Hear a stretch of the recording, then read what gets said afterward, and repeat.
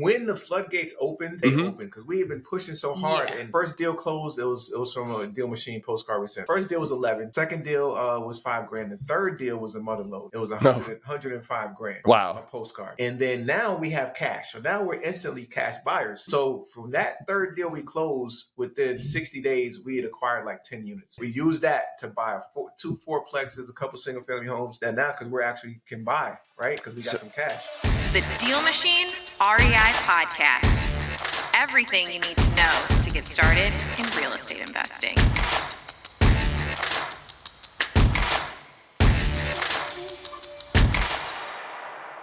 Hey everyone, and welcome back to another episode of the DealMachine Real Estate Investing Podcast, where our mission is to help you get started in real estate investing. And today is a special episode because after we've covered a lot of the basics with my co-host Ryan, we're bringing on our very first guests, Krystal and Dedric Polite, who have accomplished a lot.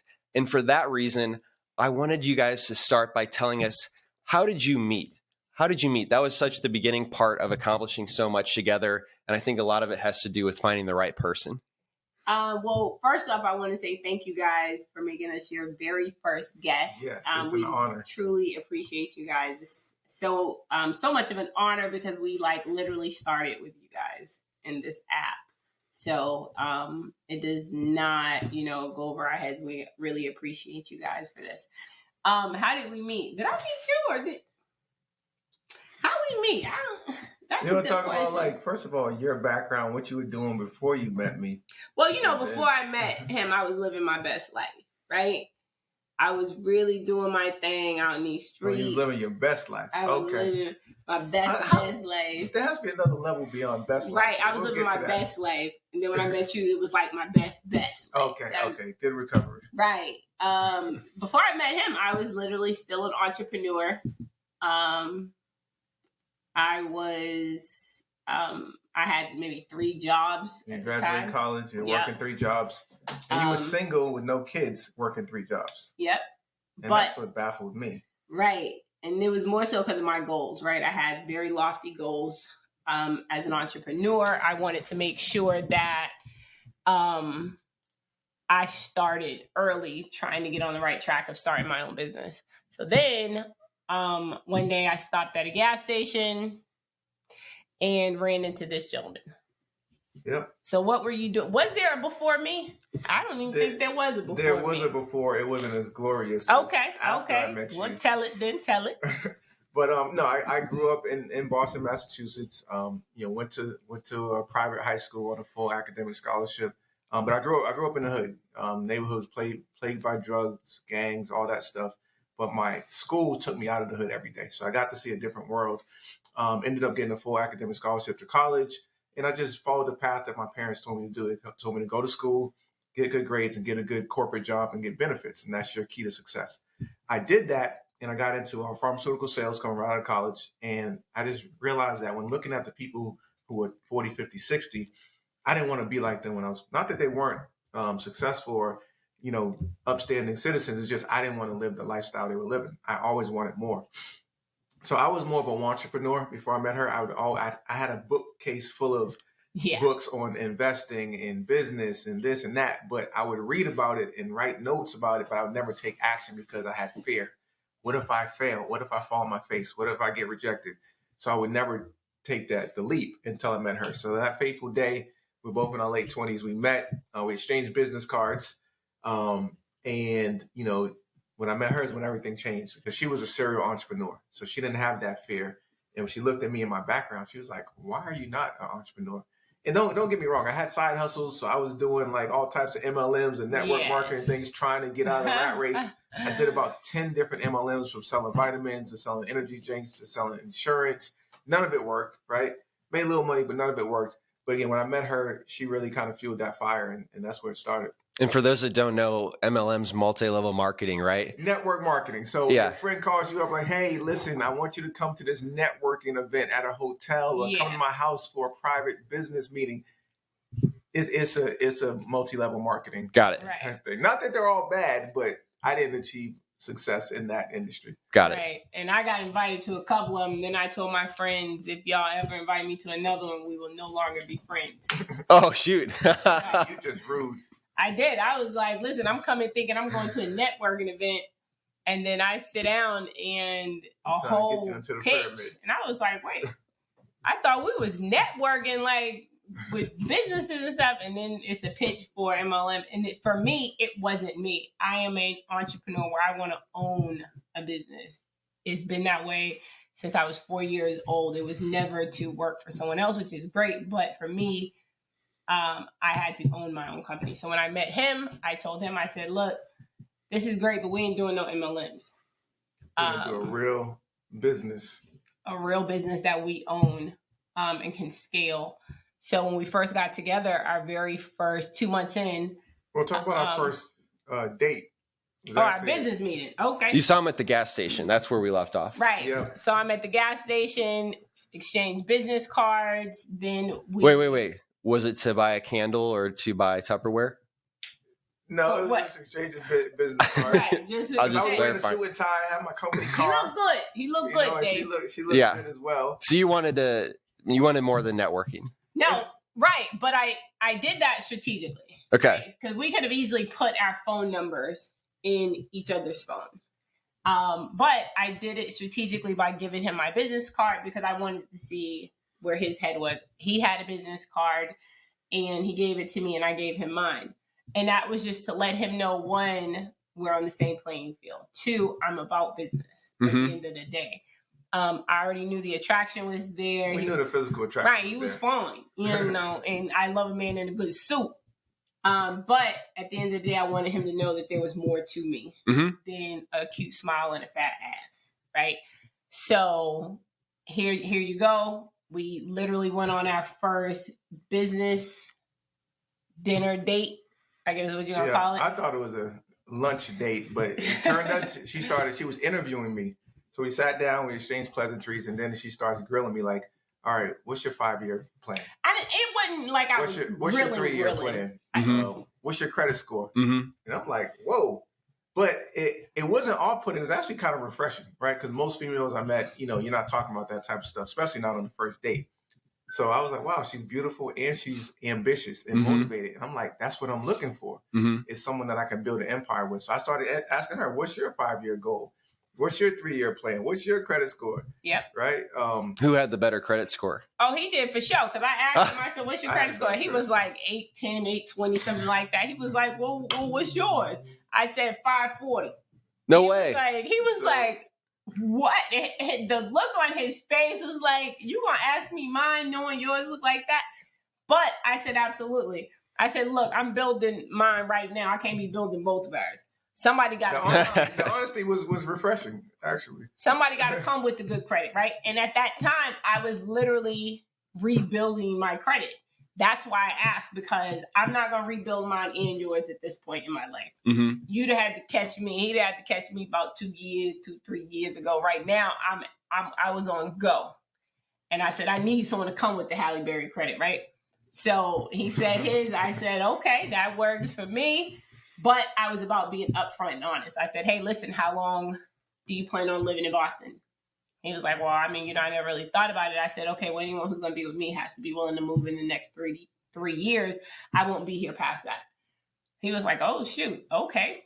He was like, listen, ain't nothing keeping me here. I ain't got no kids. So, I would always be willing to move. I love traveling. I said, okay. It was just certain stuff I wanted to get out there now. And we were both at that point in our lives where we done the party and the hanging out, and we're in our late 20s. Like, all right, it's time to start, get serious. Almost. We were, both of us was almost. Well, I still had some partying and some, philandering to get out of my system. I'm not gonna lie. Yes, he did. Dave. Yes, he did. And I allowed him to do that because I knew he wasn't ready for that serious relationship to start a partnership. I knew she was the one, but I was still I was a single bachelor, owned my own house. I bought my first house at 25. We met at 28. So, I was doing my thing, had a good job, making a good salary. Yep. But she was like impressed, but not overly impressed. She was like, you good, but you all right. You not all that, right? Yeah. So she didn't like blow my head up like some females would do. Yeah. And I told him, I said, listen, you're not ready yet. I said, go off and live your life for another year. Mm-hmm. Come back around in a year and we'll revisit this. And he was like, what? No, I'm not doing that. I want to be with you. I said, listen, you're not ready for what I'm ready for. So just go off, live your life, party, travel. I specifically said, go sleep with girls, ride your motorcycle.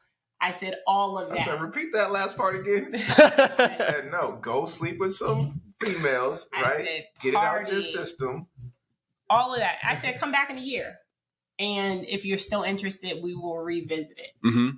And so I thought, for the fellas out there, right? You think you're being set up for You thought that was a trick. Oh, yeah, you think they call it the Okie Doke. You think you're getting set up for the Okie Doke, right? So I'm like, really? I'm like, are you really wanting me to do what you're telling me to do? She was like, do you see my face? And you see the face she has on right now. Mm-hmm. And I was like, okay, well, you sure? And she was like, yep.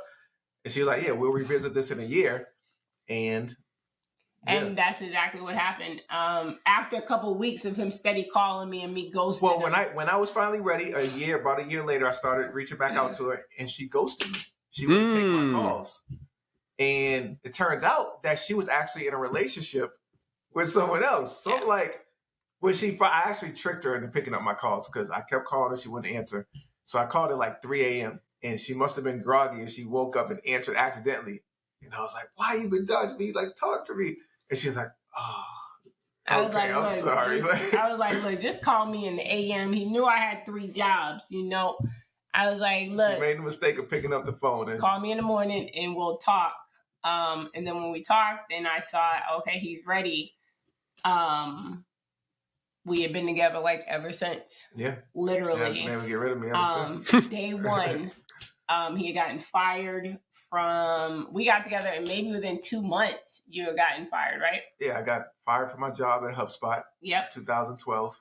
And after I had to talk him off the ledge. I was devastated, right? Because coming from my educational background, going to Ivy League school, it's like, you don't get fired, right? That's like it doesn't have, if you get fired, no one talks about it. Right? Yeah. It's like an embarrassment. Right. So I took it as like my net worth or my value was tied up in my title and what company I work for. When I got fired, that was like devastating. She really, literally, you want to tell what you told me? Yeah. When I was moping around the house, I was depressed. Yeah, I gave him 2 days. Good girlfriend gonna give you 1-2 days max to get it out your system. I gave him a good 48 hours, came back to his house. He was still moping around. I said, look, I can't even look at this shit no more. Okay.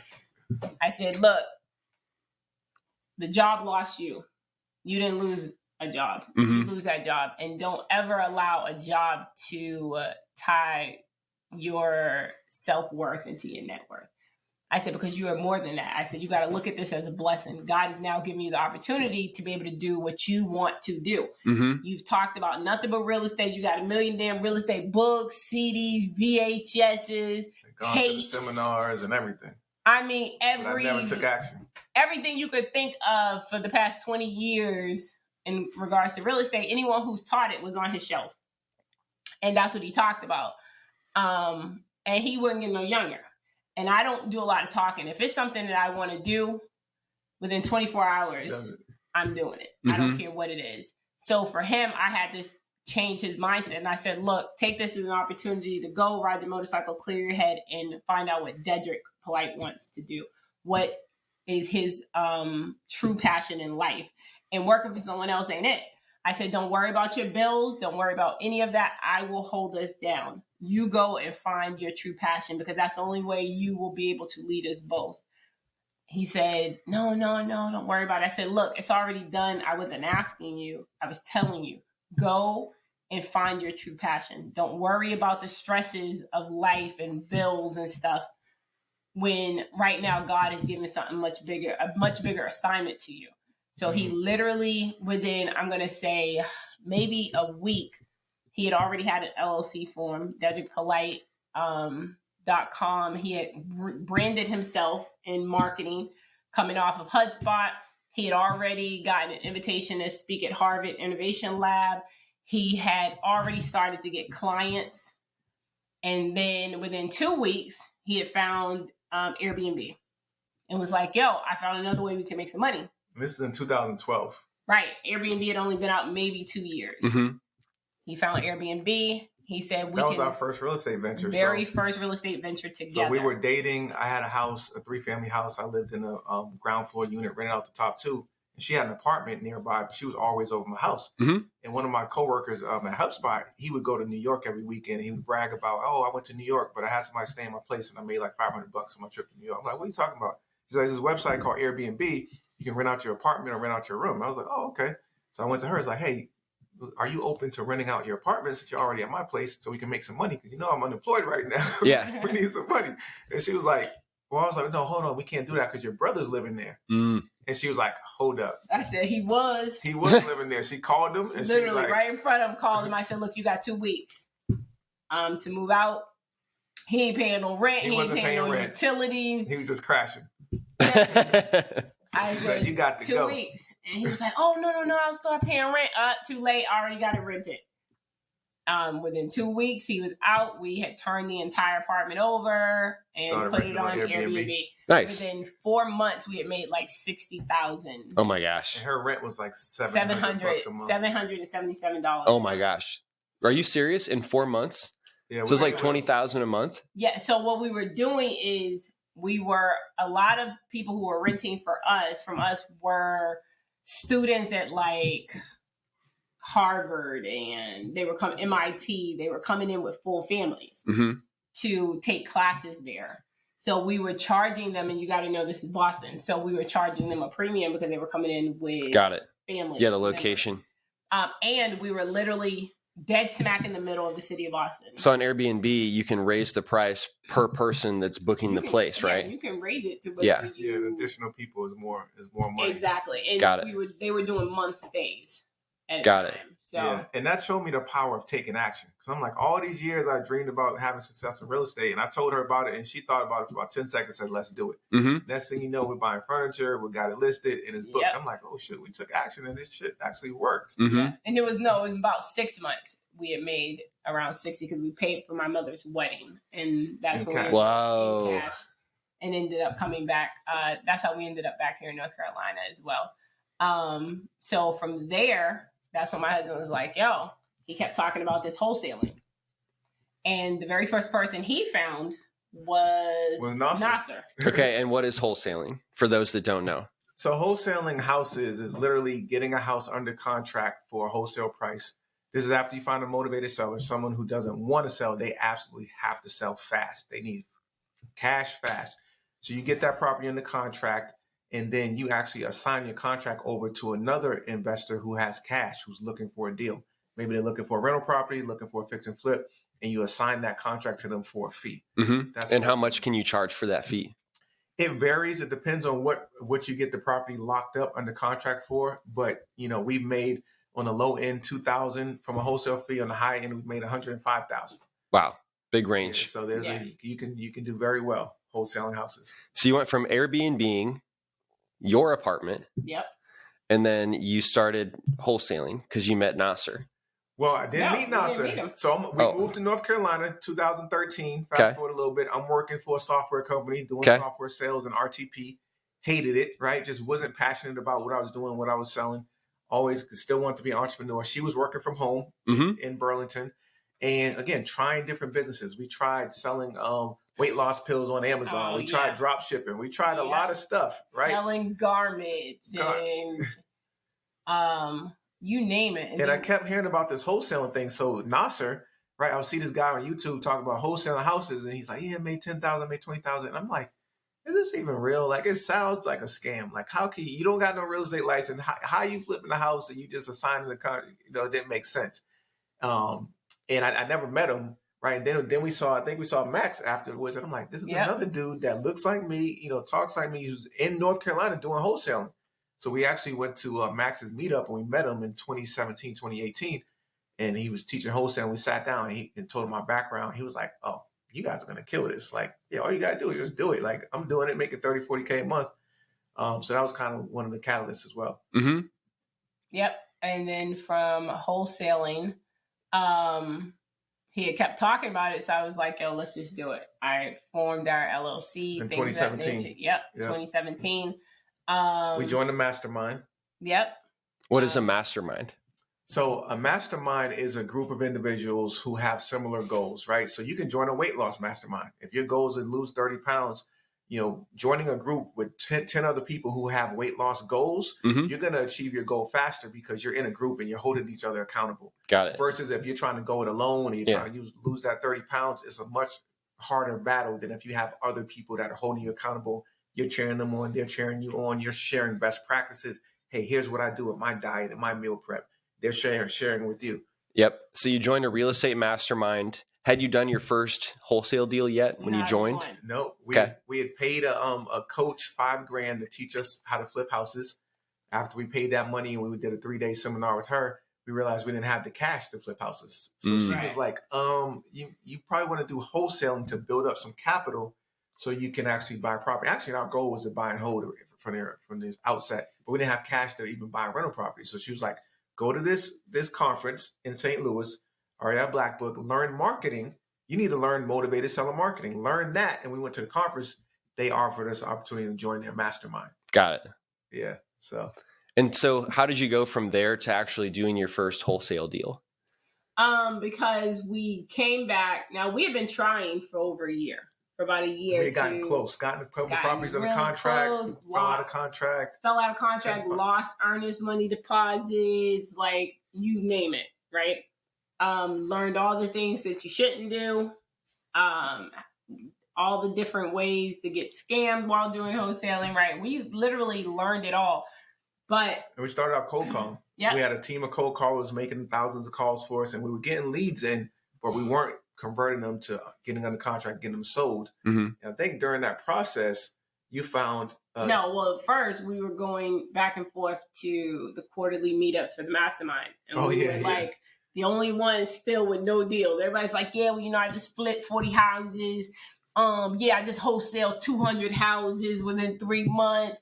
Bought and held another 32. And we were like, so we got some cold callers now. Making some cold calls. We got a CRM. We struggling trying to embarrassed when we find have to things. present. But you could tell. You could talk about that you did. Yo, we were trying to big up the list stuff. So this is like 3 straight quarters. We came back and flew out of state for this mastermind. Hadn't closed any deals. Not a one. Mind you, we invested $16,000 to join the mastermind. We didn't have $16,000. We put it on credit cards. So we were betting on ourselves. We're like, this got to work. I'm like, look, I'm not trying to ruin my credit score, so this has to work. Yep. And that last one, I was so embarrassed. I was like, this is our last one. We will not come back again. And I told him, I was like, we're not coming back again without having done deals. I said, it's not going to happen. And he was like, absolutely. So we left. At that point, we was like, one of us got to go full-time in the business. We both have full-time jobs. So we're married. We're both working 50, 60 hours a week. And we had our first child at the time. We actually just had our second child. We just had our second. So we had 2 kids. Because they were flying out of state with us every time we were going to these masterminds. So my mom would actually fly and meet us there. And she would watch the kids while we're in the mastermind meeting. Yep. Okay. And so when we came back, I said, listen, we both agree one of us got to go full-time. We agreed it would be me because his salary was much bigger than mine. So I went in to the business full time June 8th, 2018. And I told my husband, I said, listen, I got to take off your plate the biggest part of the business, which is the marketing. I said, so I'll take over the marketing so you don't have to worry about that because you still have a full-time job. At that point, I started doing research on marketing because I was like, this shit ain't working with this cold calling. Started doing the research, saw a video of Max's on the 4 things that he uses in his business. 4 apps or tools. 4 tools that he uses every single day. And one of them was this app, DealMachine. So at that point, as I'm watching him and he's talking about it, I go to my app store, I download the app. I'm watching him do the little tutorial on it, talking about it, real quick snippet. So then I went to the app and I had signed up for it. And I just started scrolling through this app, learning the app. Then I went to learn all the information that was on the app, right? And at that point, I went to my husband after maybe like a day or two. And I was like, hey, listen, I just saw Max. He talked about this video about the 4 things that he used every day in his. You were excited when you I was super excited. That he used in his business. I was like, yo, he mentioned this app, DealMachine. And I was like, and what you do is you ride around, you take pictures, and the app will send the postcard for you. Now, one of our biggest challenges is we could not figure out direct mail. And we were afraid we didn't have the budget to spend $5-10 grand a month. Like all the gurus tell you, hey, if you want to get a deal, you got to spend 10, 20, 30,000 postcards a month to get a deal. We're like, we don't have that type of money. Where our bank account is. Our marketing budget was literally like $300 a month when we started. Checking in the savings. That was our budget, $300 a month. So we couldn't send 10,000 postcards. Right. So I literally came to him and be like, yo, we got this app. It does it for you. First thing he said to me, I would never forget, he was in the home office when I came to the door to tell him. And he was like, no, because that's going to be another app we're going to end up paying for, and we ain't going to end up using it. That's what I said. And it's going to cost us nothing. You know that's what you said. If it costs something, first thing he going to do is shoot it down. Unless you plead your case on why you need it. Business plan. He was like, that's just going to be something else we're going to spend money on, and we ain't even going to use it. I was like, we're already paying these cold callers. And I was like, $2,000 a month. You know me, Dave. So I was like, oh, okay.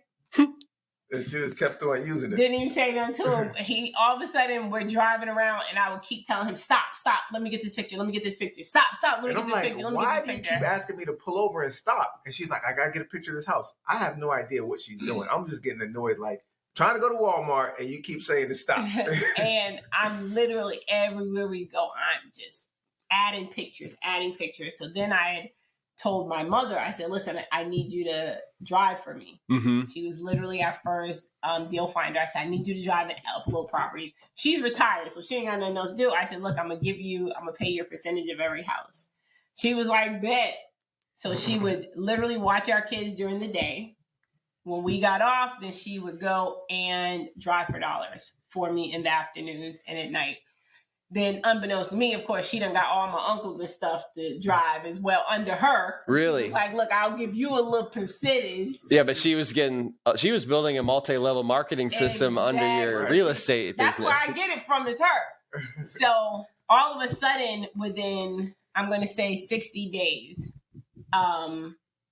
we get all these influx of calls. We start getting people calling us. And Dedric was like, man, these cold callers are working. So we have been hired cold callers. They've been working for like 6 months to a year. And I'm like, man, this cold call is starting to actually work. And I was like, these ain't these damn cold callers. She said, these ain't cold calls. I said, what are you talking about? She's like, I've been using this app, DealMachine, and we've been sending out these postcards. And these are people calling back saying, hey, I received your postcard. I want to sell my house. I was like, oh. See, this a little pro tip, ladies. Sometimes you got to make a believer out of them. She made an executive decision, and it worked out. Sometimes you got to do that, because sometimes they stand in their own way. So, I ain't even telling about that. And listen, Dave, 5 years later, that was 2018. 2023, we're still closing deals from those first batches of postcards we sent in 2018 from sellers who own multiple properties. We're still buying properties from those same sellers. I believe it. Literally, that app revolutionized our business because it met us where we were. And we could spend $300 a month, send out 300 postcards, and get 15 phone calls and close 5 deals. Right, because we weren't at the time. We was like, listen, we don't need 50 deals in a month. That wasn't our goal. It was just, listen, let's get 2-3. And that's what the app allowed us to do, is get that 3 to 5 deals consistently a month, spending $300 bucks a month. Got it. So you went from Airbnb to buying an expensive mastermind. Yes. Trying a lot of different things, but then what you found was, driving for dollars and looking for rundown houses and sending mail to them it fit your budget, $300 a month. And then you started to get calls from that. And ultimately, I'm guessing your first deal came from that. Oh, absolutely. Right? Matter of fact, our first... So when the floodgates opened, they opened, because we had been pushing so hard. And the first deal closed, it was from a DealMachine postcard. We sent $5 grand. The second deal, I think we found it on Facebook. No, first deal was 11. Second deal was $5,000. The third deal was a mother load. It was No. $105,000 from Wow. a postcard.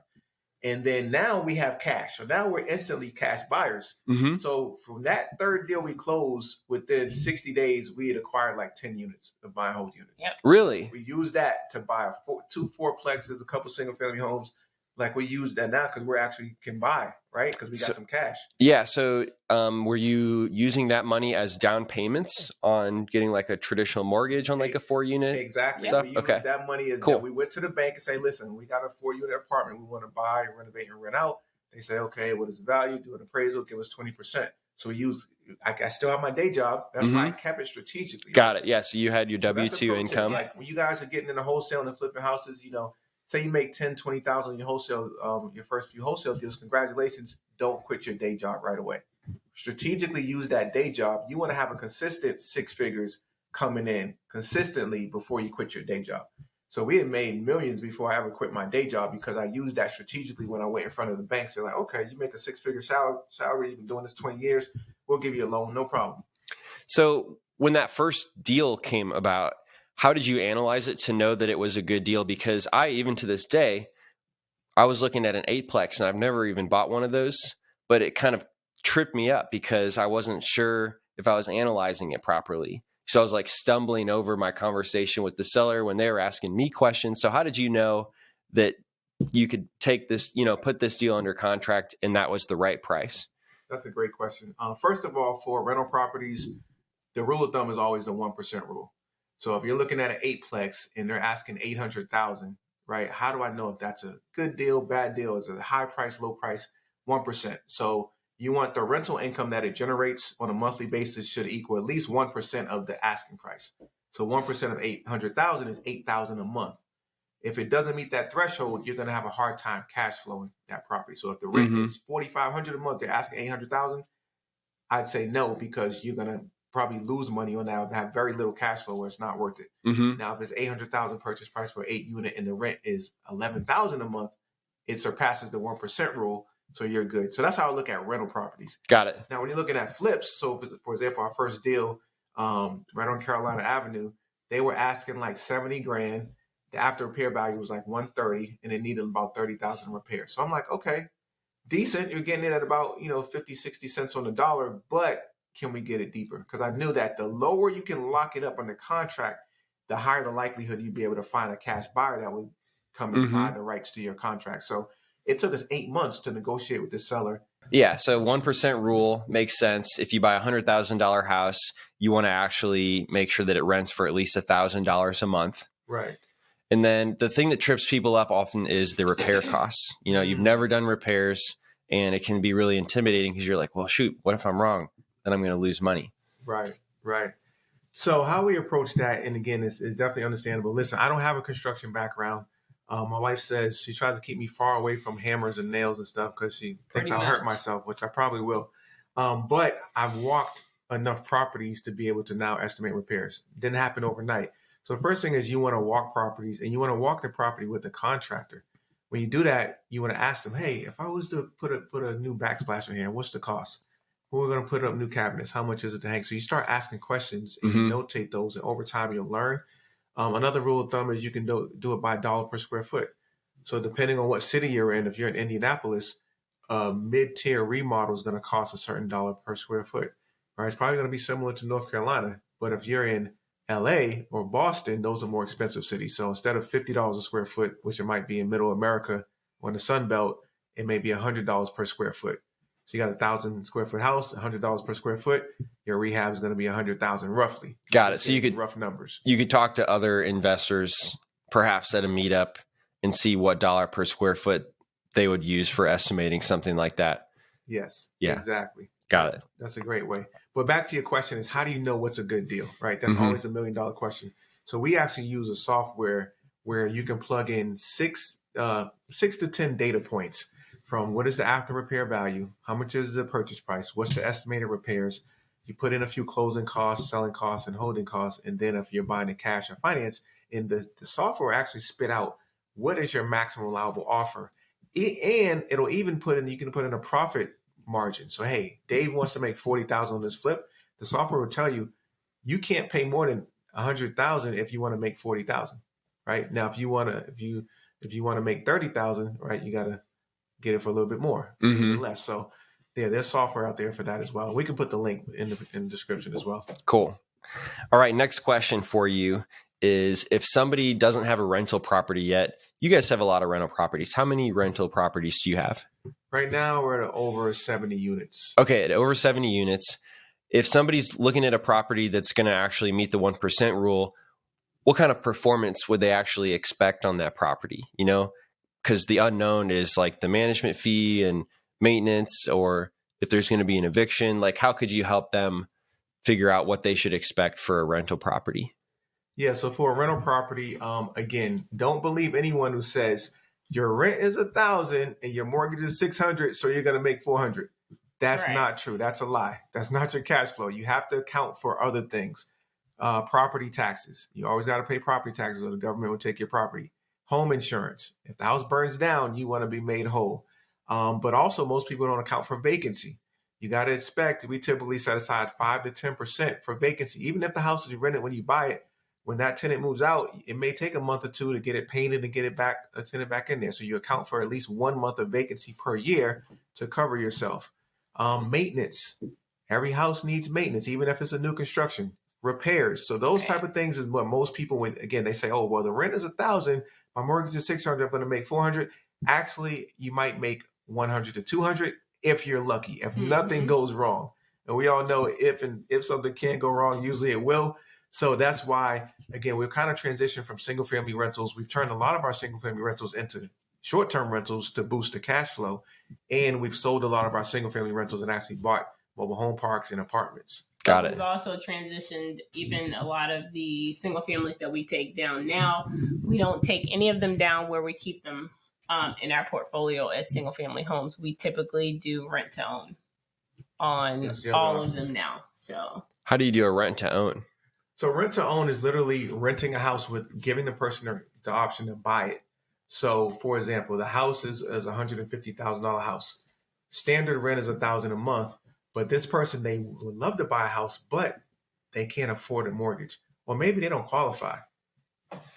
Interest rates have tripled in the past year. So there's probably 50 million people out there who could qualify for a mortgage a year ago. Now they can't qualify because the interest rate is 7% instead of 2%. So instead of offering your home on a regular rental, you say, hey, listen, I'll rent it to you with the option to buy. Here's the deal.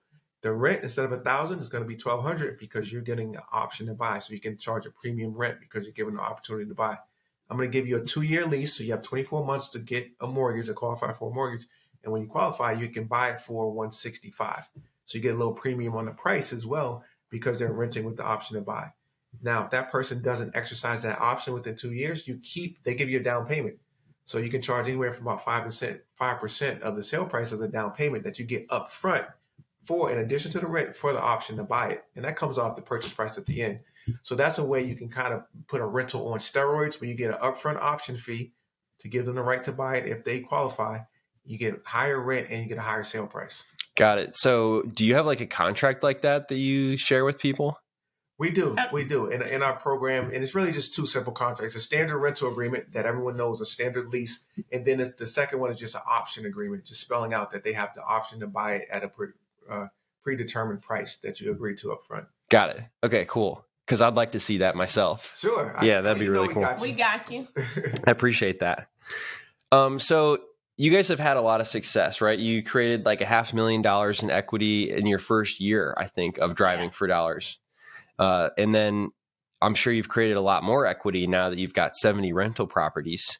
Can you tell us about the flip side of that? Like, what was a big lesson that you learned that maybe you haven't shared yet? Good question. A lesson that we've learned.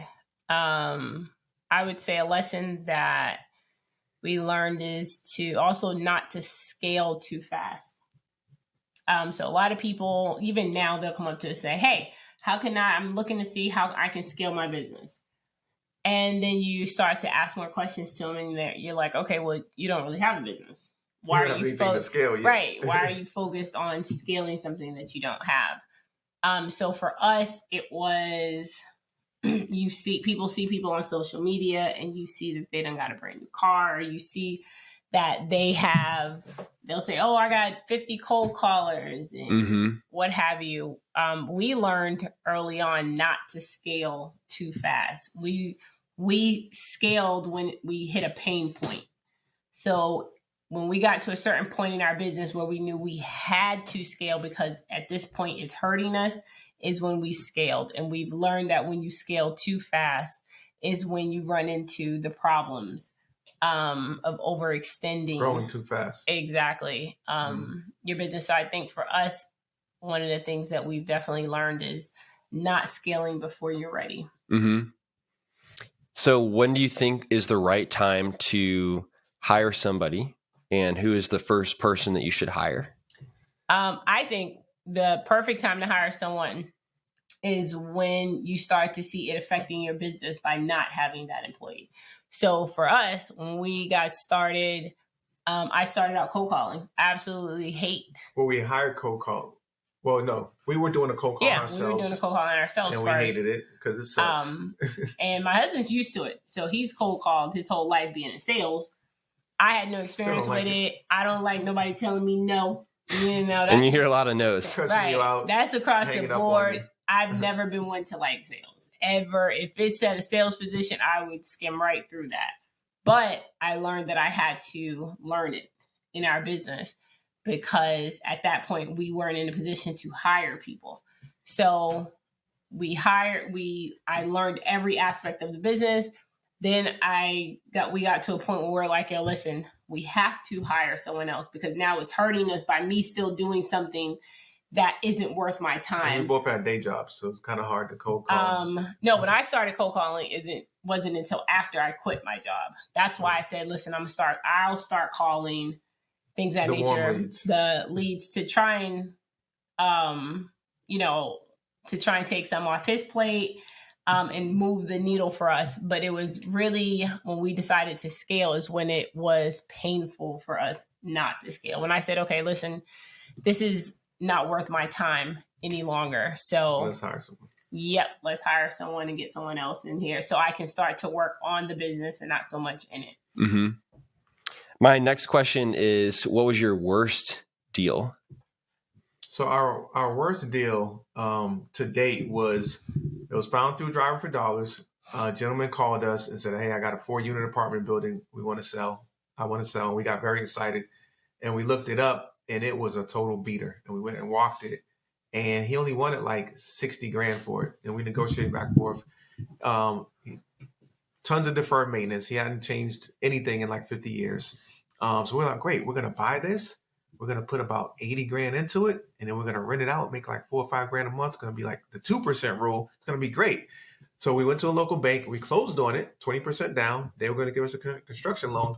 When we started getting our rehab bids back, instead of being $80,000, which in our novice minds we thought the rehab was going to be, the rehab was like $150,000, $160,000. So now the numbers didn't make sense, and I was like, shoot, like this is not going to work. So we almost didn't buy it. And Krystal was like, no, we're still going to buy it because we actually got a contract and we gave our word. But even once we bought it, I'm like, I don't see how we're going to make money from this. And I actually thought we were going to lose money if we went forward with the rehab because it was almost a tear down. So it came down to finally being like, you know what? We're not even going to try. This would have been our first rehab. We're like, we're not going to try a multiple 6-figure rehab for our first one. Let's cut our losses. Let's just sell it. So we put it on the MLS as is. I didn't know what to expect. I thought like maybe I'm going to lose like $5,000-$10,000.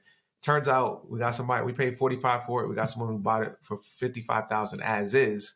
And we actually got out not losing money, actually made a few dollars from it. So that was probably our worst deal. Wow. It was the worst deal, but it was the best deal at the same time because that one deal came from a tired landlord who owned at the time about 70 units. He was a whale. The only reason why I said to my husband, I was like, listen, we're going to close on this no matter what. We don't got the 6 figures to rehab it. But if we can close on this, he will sell us the rest of his portfolio. Even though he already told us he's not selling anything beyond this one house. Mm-hmm. And I told him, I said, his worst one. If you buy this, he'll sell you all the rest. So I made because he was ready to cancel the contract. Yeah, it was like the gateway. Exactly. A couple of days before closing, I was ready to pull the plug because I'm like, we don't have $150,000 to fix this house. But she was right. She was like, follow through, closing this deal. That's going to build trust with this seller, and eventually he's going to start selling us more of his properties. My wife is a wise woman, because a year later we bought another 4-unit from him. 6 months later, we bought another 4 units from him. Another year later, his mobile home park that he said he would never sell because it was a cash cow, COVID hits. Rent collections dropped. He's now motivated. He sold us his mobile home park. 3 weeks ago, he sold us he has 2 properties left. His house he lives in and his beach house that's in his family for generations. 3 weeks ago, he sold us his beach house. No way. Finance. The same seller. And it's all because you kept your word on that first deal, you think? Yeah. That is, he's told us later on, he told my husband, he's like, the only reason why I'm selling all my properties to you is because you are a man of your word. Absolutely. He's like, you have done exactly what you say you're going to do. Time and time again, I trust you. So for and the kicker is that he owner financed his whole portfolio to us. So owner financing, guys, is when the seller becomes the bank. He owned all these properties outright. This gentleman is 85 years old, so he didn't have any mortgages. He'd paid them all off. He was living off the cash flow for years, but he's ready to retire. He's like, look, if and when I leave here, I want to have the cash flow coming to my wife and my family. So I was like, hey, your prices you want are retail prices.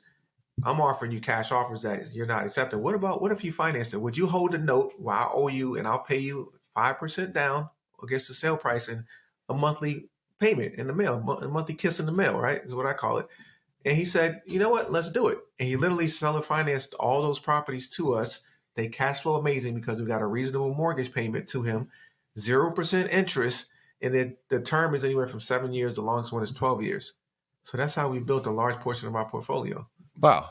That's awesome. It's amazing. And a huge lesson to remember that your word is really important. Your word is your That's bond. all you have. The last question, which I think is fitting because we started out by picking the right person. How did you two meet? And how did that enable you to have so much success together? And so I'm going to start asking people what their credit scores are as I'm dating around. That says a lot about them. I kid you not. And if they got something to hide, that ain't the one. How long have you been together? How long have we been together? 2009. 2009. 14 years. And then, so you were working on businesses pretty much the whole time because you got let go from HubSpot pretty early. You said the second month into your relationship, right? Yep. So what have you learned from working 14 years with your significant other closely, day in and day out? To not work with your significant other day in and day out. Don't do it, guys. Don't do it. No, Just I would kidding. say this is what was my goal from day one anyway. So I had partners when I first got into business at 18. I first started my first business at 18. I always had a partner. And I learned at a young age that I don't want a partner. My last partner would be my husband. So I always knew, hence the business date for the first date. So I always knew that my husband would be my final partner. So what I've learned from this is to start early and start how you want to finish. And that's in relationships as well as business, right?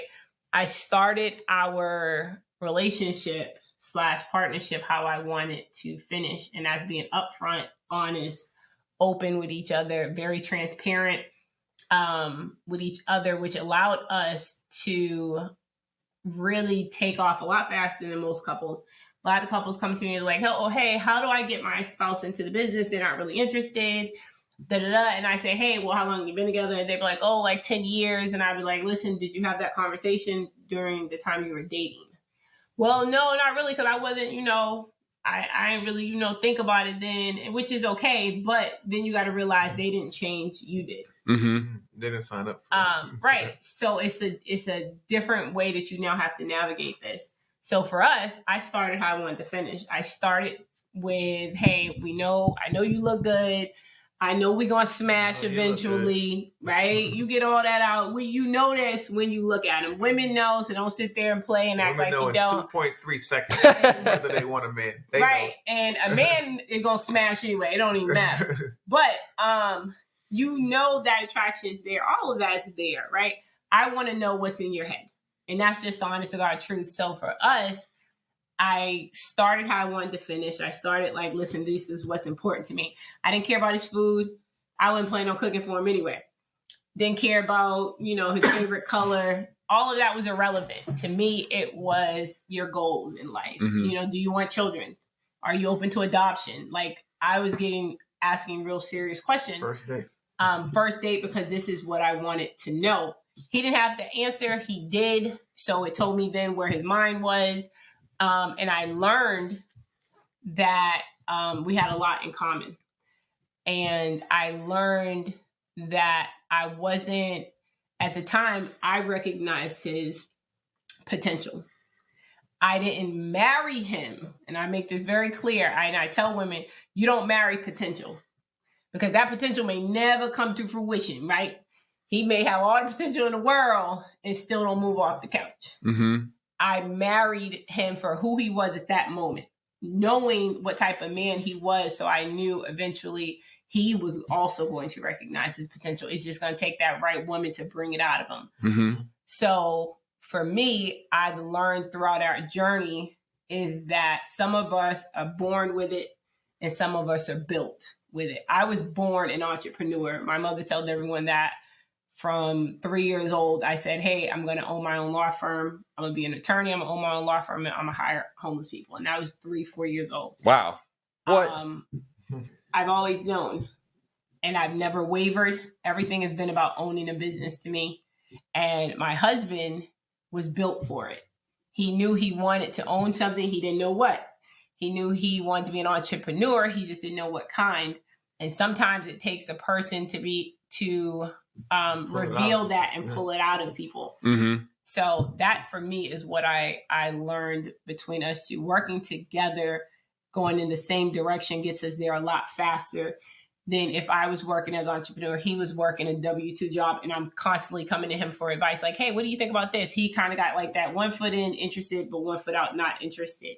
Versus us, we get to talk about every day something that we both love, which is real estate, and we're working towards that common goal. And it's not just real estate, it's entrepreneurship, because we've taken real estate. So yeah, talk about the other businesses we've been able to invest in and buy because of real estate. Right. My goal in life was to open up a chain of FECs, which is Family Entertainment Center. So for you guys who say, what's that?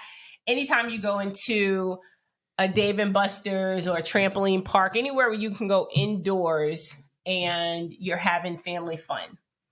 That's considered an FEC, a Family Entertainment Center. I've wanted a chain of those. So it's written even in our vows that I must have that. In our wedding vows. So my husband said, listen, if we do the real estate thing first, because that's my goal, my dreams, then we can take the money from the real estate and then invest into your dreams and get you your FEC. I said, boom, bet, pow, let's get it. And she got 100% behind. She's like, well, we're doing this real estate thing because that's the vehicle that's going to help us get there. Yeah. Right. So now we've actually bought into a franchise, a trampoline park franchise. So we're going to be building out, it's a 7 to 8 figure build out of a chain of trampoline parks. I'm glad you finally took the leap. Right. Definitely. Look at Dave, little Joe. Look at his little jokey joke. Oh, the leap. Oh, I just got that. It took like 10 seconds for it to register. My baby, look. As smart as he is, boy, I'm telling you. It just landed. I know, bro. I know. But no, you asked about, should you work with your spouse? How is it? We're very different in many respects. And we're very similar in many respects. I say that because we're like yin and yang. Literally, I know it can speak cliche. I say tomato, she says tomato. Like, we get annoyed because if we're going somewhere, she'll be like, well, how do I get there? I'll tell her one way. And she'll be like, that's not how you get there. She thinks just opposite from me. So we're very different, which is good in business, right? But we're also very similar as far as our goals and our ambition. Mm-hmm. So we have different paths of getting to the same result. So that helps us in business because we're not duplicating efforts, right? I'm not stepping on her toes because she has strengths that are my weaknesses. I have strengths that are her weaknesses. Mm-hmm. But the same day, we both are trying to get to the same place, and doing it together, we're able to get there faster. Makes sense. So for you guys that don't know, Krystal and Dedric actually have a TV show. They're about to film season 2 of 50/50 Flip on A&E. Yes. Season 1 is available, so you guys can stream that on ane.com and probably a few other places. Amazon Prime, 50/50 Flip. And also, I know Dedric's very active on Twitter. That's his favorite social media platform. What's yours? I don't have one She because just be I lurking don't on. like social media, which is weird because I'm super private. And then people like, how you on a TV show? You got a whole TV show and you right. private. I'm when I tell you I'm so busy, I may spend 5 minutes. I'm going to say a week total average out maybe 20 minutes on social media in an entire week because I have 2 boys, a husband, 7 businesses, a whole network. Like I literally have 0 time on social media unless I'm having to do something. So like my social media channels were like private until we got the TV show and they made us have to open them up. So I would say I'm more active on Facebook. Okay. Mad old school. But if when I get on and I'm conversing, which that was one of my things this year is to be more active. So you will see me more active this year. But I would say my favorite has still been like Facebook. Love it. So check out their show. Check out Dedric's Twitter handle, which is Dedric Polite. So at Dedric Polite. At Dedric Polite. And you may find Krystal on Facebook. Yes, but you can check us out on anything Be Polite. So we still post. Of course, we have people who are doing it for us, and then we still do it as well. So on everything Be Polite. Be Polite Properties. Yes. And then we also, we'd be remiss if we didn't say, we also just launched a mentorship program. So I don't even know if we've told you about No, I didn't know about it. Yeah, we launched a mentorship program. It's called the 50/50 Flip Accelerator. So people have been asking us for years, how do you guys do what you do? Right. And our first course was a Driving for Dollars course. We literally mapped out how we built our business on the app, the amazing app that you and your team created. So that was our first course. And now with the TV show, people are like, how are you guys flipping these houses on TV show? You're spending 50 grand on renovations and you're doing it in 50 days or less. How are you doing it? So we created this course. Literally, it took us over a year to put together. The 3 core tenets is how to find deals, how to fund those deals using little to none of your own money out of pocket, and then how to flip the deals and make a profit. So we break down everything in that course. There's a ton of value in there. So if anyone's interested, we'll put that in the show notes as well. Amazing. Thank you so much. I really appreciate your time. It was so fun to see you again, too. Thank you for having us coming of to course. North Carolina. Yes. Next stop, where? St. Louis? Where are we going? Going back to Austin now. Austin. Okay. Yep. Come visit you in Austin. That would be awesome. You'll be shocked by a few things. Yeah. Right. we on our way. Thanks, all right. Dave. Thank you so much. Thanks for listening to the Deal Machine Real Estate Investing Podcast. Please leave us a review and follow along wherever you're listening to your podcast.